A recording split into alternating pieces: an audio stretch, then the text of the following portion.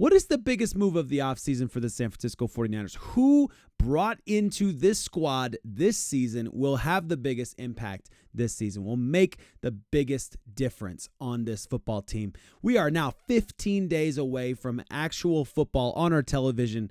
It's in preseason form, but it's still football on the TV. I'm excited about it.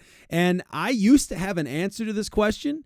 Just a couple weeks ago, I had an answer, a confident answer as to the best move this offseason. And now, because of training camp and because of what's happening right now, I'm starting to wonder if my mind is being changed. I'll say this. If the player that we're talking about ends up securing a starting role, I think he is definitely the best signing of the offseason. But in this video, we've got a lot to break down. Who the best signing of the offseason is, young players impressing today at camp, Larry Kruger's big take on Brock Purdy, and then, of course, Tua Tagovailoa.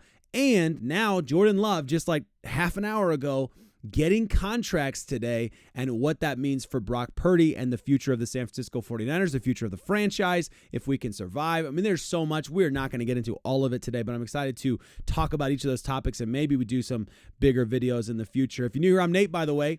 We are talking the San Francisco 49ers on this channel, so please hit that subscribe button if you want to join in on all of the action. The first piece of good news, as we start breaking all this down, is YGM. We just talked about him yesterday. Yetur Gross-Matos was continuing to make waves again today. Leonard Floyd, of course, is putting up his fight for that role opposite Nick Bosa, but there's something special about Yetur Gross-Matos. There's something that gives him a little bit of an edge over Leonard Floyd, at least on paper. And all of that we're going to talk about in just a second. But let me know who you think the best signing, the best move of the offseason is. And I'm talking specifically new players. So I'll include rookies in that. You drafted those guys. You signed them to new contracts. But I'm thinking also about some of these players like Yetur Gross-Matos that you brought in the offseason that are going to have big impacts on your football team. Now, I want to disclaimer this all to say, so far what we've seen, as exciting as it all is, still not in pads, all right? So I am fully aware of that. I'm not trying to make a big deal, a mountain out of a molehill. I think that's usually a negative phrase, but you know what I mean. I'm not trying to make it bigger than it actually is, but I am really excited about that. And by the way, while we're talking about that and trying to answer this question of who the best move of the offseason is, there are a lot of guys on that list. So in blue, you're going to see rookie deals, and in green, you're going to see deals that were done with players from other teams, all right? In red are just going to be 49ers who re-signed or extended or whatever, okay? And on here, there are some big names. Well, okay, maybe that's a strong word. There's some names that are probably going to be big, especially in blue over here, right? But some of these guys like Rock Ya-Sin, he could be really valuable. We hope Josh Dobbs is not valuable. That would be a problem for us if he becomes valuable. Leonard Floyd was a big one. Devondre Campbell is another big one. I think a lot of people are sleeping on Devondre Campbell. I like the Chase Lucas pickup. Let's see. Hold on. I'm getting ahead of myself. Oh, Malik Collins, of course. Jordan Elliott, Yetur Gross-Matos. Yeah, I mean these are the guys. Pretty much, these are the offseason moves right here, right? So those are the guys you're picking from. Who is the biggest one? There's a world in which, I talked about this in another video one time. There's a world in which Logan Thomas pickup is the biggest difference maker, at least in two tight end sets. It's going to be massive to have two pass catching tight ends. We'll get into more on that later though. So the news today around Yetur Gross-Matos though, and yesterday especially, is highlighted best in what Nick Sorensen said. I just love the title of this, by the way, from Jason Aponte.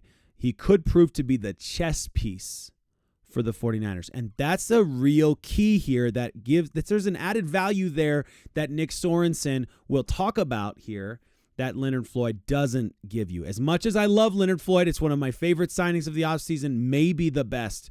Again, what we liked about him was he's got size and length and position flexibility. Hear that. Size, length, and position flexibility, and it's flashed on tape, and now you see it in drills. You didn't get as much in kind of team reps. And now to come right into training camp and to have all the juices flowing, you're getting more reps. You're seeing more team stuff. You're starting to see him flash more, which is awesome, which is what we expect from him. It's still early. It's been 2 practices at this point when this was recorded yesterday after practices. But we just think the more guys that are new that come into our system, they get more comfortable, they get used to attacking, and we just think he'll just keep getting better. It gets better. Just because of his size, explosiveness, you see the power that he has and the length and how he uses his hands and how he's a loose athlete as well. But to go along with the size, he's heavier than you think, and he's got just really heavy hands. These are all things you want to hear. Honestly, that description sounds a lot like Von Miller. Athletic. He's not the biggest body in the world, but he feels big. He feels massive. When you tie that into the explosiveness of his lower body, it fits us really well. Plus, like I said, he can go inside and give you some flexibility as a rusher as well. I'll stop there because there's so much to talk about in today's video. I could go on and on about what Nick Sorensen had to say about YGM. I think it paints a picture of a value that someone's seeing that might mean that this guy is going to get a lot of reps in scarlet and gold, and it might not always be on the edge. But it could also, be a factor. I'm trying to think. This was an interesting article I read recently, just talking about if Yetur Gross-Matos could be that bookend. All-pro pass rusher Nick Bosa was in the backfield quite a bit, but new position mate Yetur Gross-Matos was alongside him much of the day. The defensive line has been trying to find someone to seal off the end opposite of Bosa for some time, and they might have found an answer. The former Carolina Panther registered at least 1 sack and 1 tackle for loss, running back Jordan Mason. That was yesterday's practice.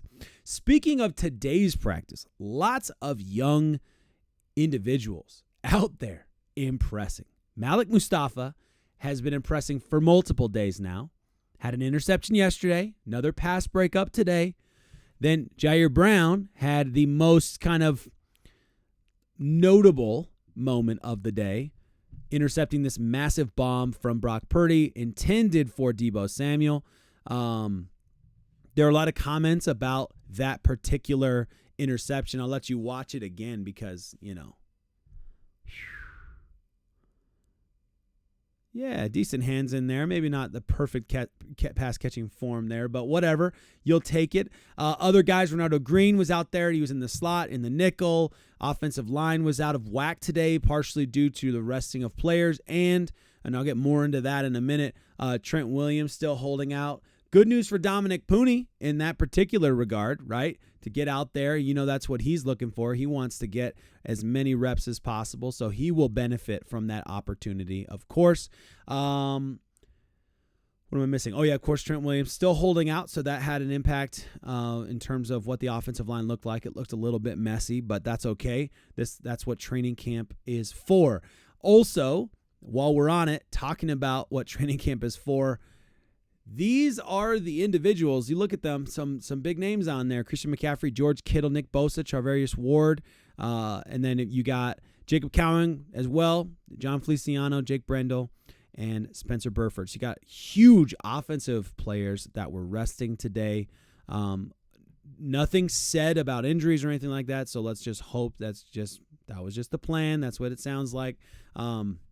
We've been talking about that a little bit with Christian McCaffrey and the resting that the plan that they have in place, that Kyle Shanahan has in place for him in terms of reps and making sure that those reps stay nice and intentional. Let's leave it there. That's a nice word for it. Larry Krueger had something interesting to say about Brock Purdy today, by the way. In a couple days of 49ers training camp, Brock Purdy looks much improved from last year. He's had an offseason of both film and field reps, and that time on the field, repping it with his receivers has made him better. I expect Brock's precision, timing, accuracy, and decision-making to all improve this year. Wow. Okay, so let's assume that happens for a second. If that does happen, we've got Tua Tagovailoa, who just signed a 4-year, $212 million contract extension with $167 million guaranteed. The $53.1 million per year now new money extension is the largest 4-year agreement in NFL history, coming in a shade over Jared Goff's $53 million pact, and just behind the $55 million per over 5 years Joe Burrow's and Trevor Lawrence's contracts. Okay, so there's Tua's contract. All right, and you see headlines like this real fast. Tua's new deal just made Brock Purdy's camp smile from ear to ear. There's some interesting stuff in this article I was going to talk about, but there's so much going on, I have to skip it. But while we're talking about Tua and the money he got, just by a comparison of stats, and this is not including, right? This is just head-to-head stats, right? Fairly even, considering Brock Purdy's had half as many reps as Tua has. Fairly even in a lot of the numbers. I think the biggest one that will stand out to you is going to be the interception rate. Brock Purdy's been much more efficient in that particular realm in terms of turnovers, but fairly similar. So Brock Purdy's going to get paid more than him. All right, he's done more, unless Tua does something crazy in the playoffs this year. Brock Purdy's going to get paid. He should get paid more than him, I should say. I mean, he's at least the value of him should be rated higher than Tua's value in terms of what he's done in the offseason, especially in the postseason, especially. Then you've got Jordan Love, who just signed a 4-year, $220 million contract extension with a record-setting $75 million signing bonus. Wowza. That's big money. It comes out to an average of $55 million per year, tying him with Trevor Lawrence. Jeez Louise, guys, this is crazy money. Is this for anybody else out there? Like, man, we all chose the wrong profession. We are doing the wrong thing. That is crazy kind of money.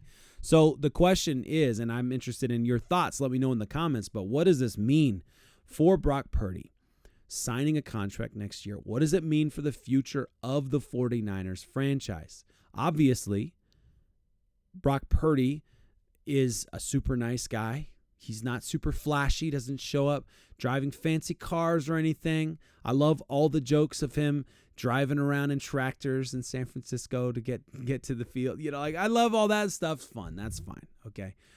But he's still a great quarterback. He's a great player. If he has another great season, like we just read Larry Krueger thinks, if he has that kind of a season, I think he's going to have a great season as well. If he's improved, has this actual offseason finally to build as a starting quarterback. We hear all the players talking about all of his leadership skills, how he's coming out there and commanding the offense and people respect him. He's going out there, he's building his strength. He's coming out better, a little more zip on the ball, all of those things, right? He's doing everything. So if he comes out and he improves, then there's no reason in my mind a year from now to believe that he's not more valuable and the quarterback market has not set a very, very high price for a quarterback of his caliber. Now, we can forget for just a second about top 5 quarterback, top 10 quarterback, whatever. Forget about that for a second.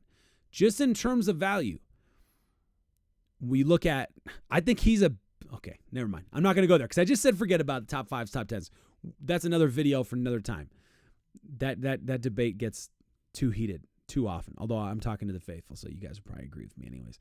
The bottom line is it's coming down to big money he's probably going to make easily north of $53 million. That's what Tua got, right? So north of 53 on average. I think he's done more than Tua. He's been more efficient than Tua. You can argue about the weapons or whatever, but Tua's got great weapons too. But, I understand he hasn't always had these weapons in front of him. So all of that being said, the follow-up question to if he's going to get paid that kind of money, the easy follow-up question is then what does that mean for the 49ers? What does it mean for players that have to go? Guys like Debo. And what does that mean for Brock Purdy's efficiency in that realm. The thing I think is interesting about this discussion and this argument here is I hear a lot of people talking about Brock Purdy, how Kyle Shanahan can make another one of those, right? He can find another one of those guys. He did it with Jimmy Garoppolo. Look what happened after he left. He can do it with Brock Purdy. He can do it with somebody else. And I'm okay with the idea of that conversation. But we also hear people make the same argument at wide receiver. Kyle Shanahan's he's an offensive guru. He can take anybody and he can turn them into, you know what, the whole Brandon Ayuk thing. Let Brandon Ayuk go because we got Ricky Pearsall, who's not the same guy at all.